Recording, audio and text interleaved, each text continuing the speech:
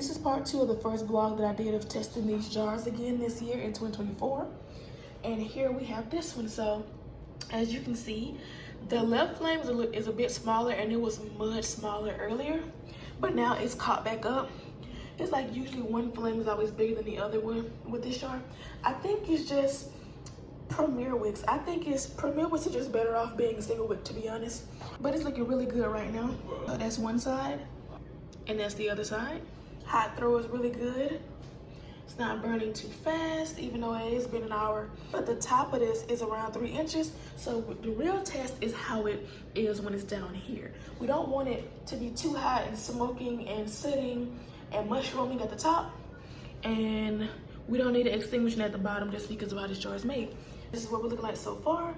I think it's only been an hour or two, but honestly, it's looking much better than this one, even though as you can see, we got a majority of a melt pool than we did on this side.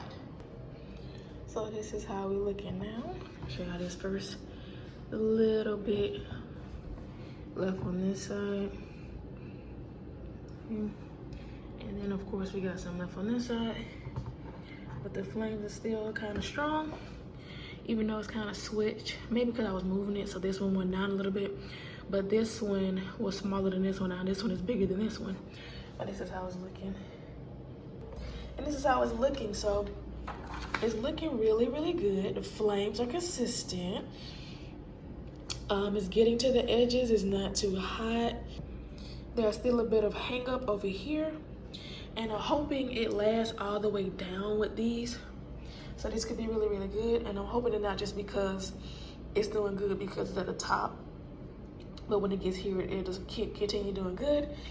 But yeah, so this is how it's looking. Like, the wicks be fighting because they're so tiny right now, but the flames are looking really, really good. Sometimes they are really short, but right now they are looking excellent. But I'm gonna have to blow it out because it is time for bed. We got work in the morning, and yeah, they look excellent. Okay, y'all, so this is looking really promising. The flames are still looking good. As you can see, this one is a bit bigger and it's kind of pointing over here.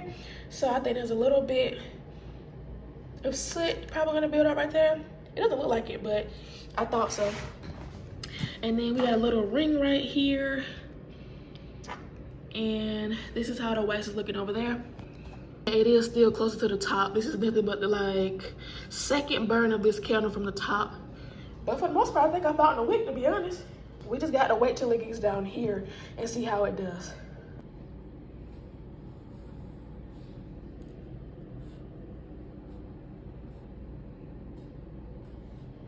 All right, so I'm in the kitchen and I have this on the stove currently because I'm gonna clean this jar out.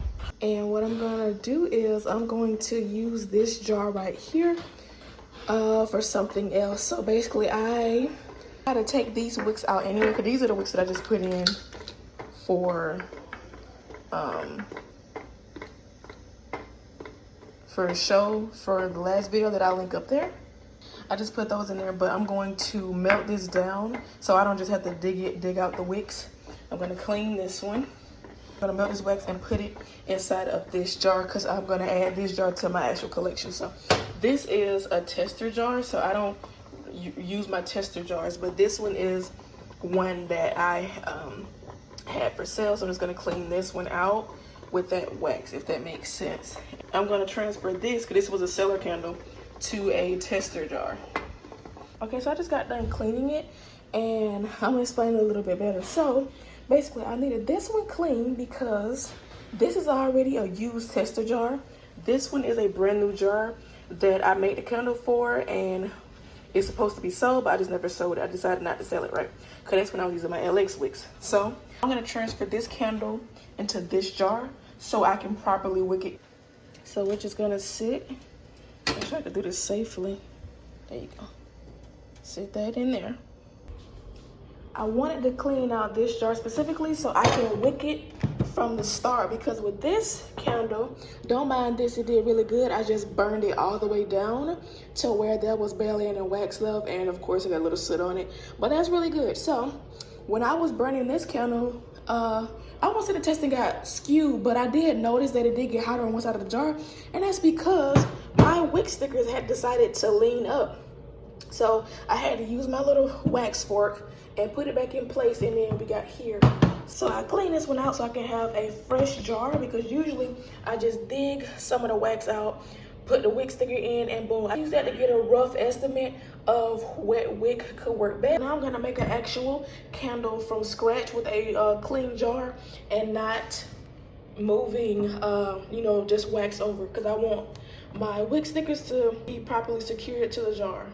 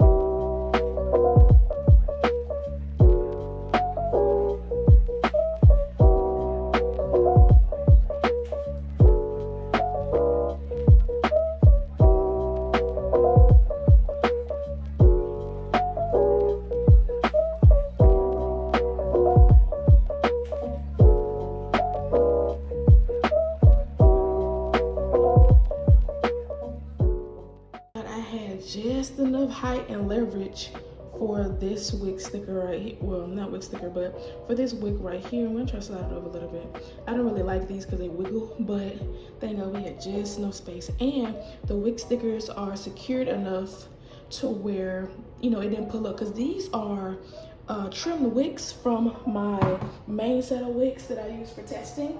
And you know, as you trim them, like this little piece right here, I learned from Urban Wanderlust that you can take a trim wick and add a wick tab on it and clap it down, and you get a whole new set of wicks.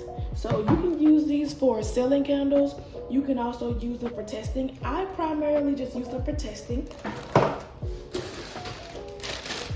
because at the end of the year, you have to count all of your supplies, and I don't want any trim wicks, you know, to be included, because it's like I have 100 candles, and say I can get, you know, at least 500 wicks out of these because of the trimmings. You know, when you do your cost of goods sold, you don't know how many you use that were trimmed. You don't know how many you use that were actually what the cost was. So these, say I bought these for $12.56 divided by 100, right? But now, are you gonna divide that by how many you got out of this total? So like 500. Don't know if you can even do that. So I'm not even gonna put myself in that situation. And also, so say if you don't use the full 100, but you did over 100 candles or something like that, obviously you had more wick. So they're gonna be like, okay, what were you using if you didn't use any of your main supplies, you know? And it's also like, how would you keep count of that if, you know, you sold over a certain amount of candles, but you still have wicks left? Or you use all your wicks, but, you know, you didn't account for buying any more wicks, so where did those come from? You know, you have to keep count of a lot of stuff, of how much you sold, material that you have left. So it's just too much to where all my trimmings, I use it for test candles, honestly. So this is how I'm gonna do it. And my paid for wicks, like this out of my main supplies, I'm just gonna use these to write these off, and these are just gonna be, you know, classified over here. Of course, I'm gonna write these off too, because these are actual sample wick packs right here.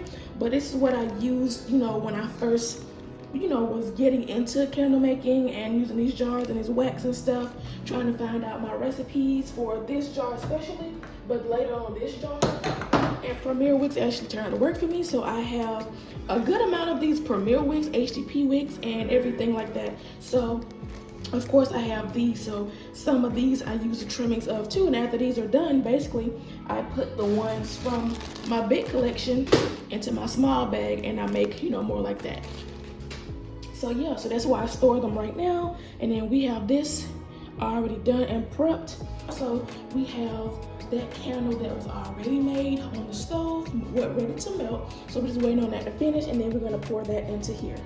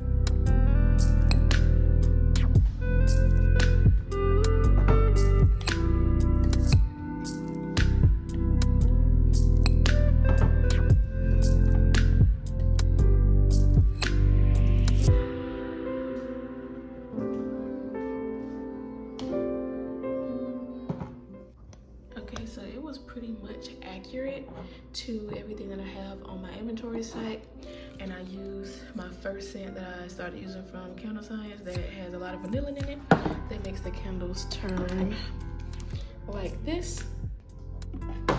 And I learned this from Winding with Candle Code, is to take an empty bottle, which thank God I saved it, so I can put it here. Let me show you how from scratch. Okay, so I'm gonna turn it off. Don't do it there. Tear it again. Put that there. And you see how it weighs 0.7 ounces? And you're gonna tear it. Now it says 0. So when you take it off, it says 7 ounces. So then it doesn't detect the weight of the bottle anymore, or well, it does, but it adds it to the negative, so then it'll tell you just what you have in a bottle. And boom, there you go. So we got to do at the end of the year inventory for your business or whatever that you're doing. Make sure you keep an empty bottle that you can use to tear the scale with, and then you don't have to, measure everything, pour it out. You can do nothing extra. You can do it like this, and then you'll see the final measurement